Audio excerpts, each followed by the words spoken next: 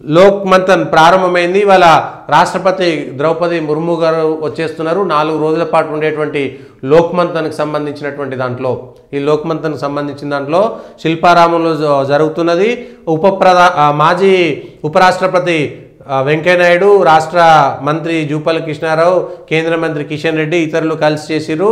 దేశంలో వివిధ దేశాలలో ఉండేటువంటి సాంస్కృతిక వైభవాలని ప్రదర్శన చేస్తున్నారు. వేల మంది కళాకారుల ప్రదర్శన ఉంటున్నది. ఇవాళ రాష్ట్రపతి ద్రౌపది ముర్ము గారు కూడా అక్కడికి వచ్చేసిరు. అనేక దేశాలకు సంబంధించినటువంటి కళాకారులు వాళ్ళ యొక్క జీవన స్థితిగతులను, వాళ్ళకు ఉన్నటువంటి సంస్కృతి సాంప్రదాయాలని ప్రపంచానికి చాటి చెప్పేటువంటి వేదిక లోక్ మంథన్. 2 ఏళ్లకోసారి జరిగేటువంటి లోక్ మంథన్ హైదరాబాద్లో జరుగుతున్నది. మన భాగ్యనగరంలోని మాదాపూర్ శిల్పారామంలో జరుగుతున్నటువంటి దాంట్లో ప్రజలందరూ కూడా ఉచితంగా వెళ్ళవచ్చు, అక్కడ ప్రదర్శనలు చూడవచ్చు.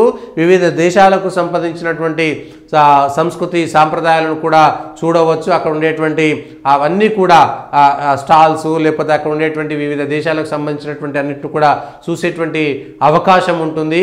అనేకమైనటువంటి జాతులకు సంబంధించినటువంటి జీవనాలకు సంబంధించి వాళ్ళ జీవన వైచిత్రిని ఒకే చోట చూసేటువంటి అవకాశం కూడా లోక్ మంథన్లో ఉంటుంది. దానికి సంబంధించింది కూడా అనేక రాష్ట్రాలకు సంబంధించినటువంటి గవర్నర్లు వస్తున్నారు, కేంద్ర మంత్రులు వస్తున్నారు, రాష్ట్రాలకు సంబంధించినటువంటి మంత్రులు వస్తున్నారు. వివిధ భారతదేశంలోని వివిధ తెగలకు సంబంధించి, జాతులకు సంబంధించి, గ్రామాల్లో వనావాసాల్లో ఉండేటువంటి వాళ్ళ యొక్క జీవన విధానాన్ని అక్కడ ప్రదర్శించేటువంటి అవకాశము, చూసేటువంటి అవకాశము సోషల్ మీడియా వేదికగా అదేవిధంగా అక్కడ కూడా ఉంది. కాబట్టి అందరూ అక్కడికి వస్తున్నారు. ఆ విషయాన్ని కూడా సద్వినియోగం చేసుకోవాల్సినటువంటి అవసరం కూడా ఉన్నది. ఇది ఈరోజు ఉన్నటువంటి వార్తలు అనుకున్నటువంటి వాస్తవాలు విశ్లేషణ. దయచేసి పొలిటికల్ వాయిస్ లైక్ చేయండి, సబ్స్క్రైబ్ చేయండి, షేర్ చేయండి, కామెంట్ చేయండి.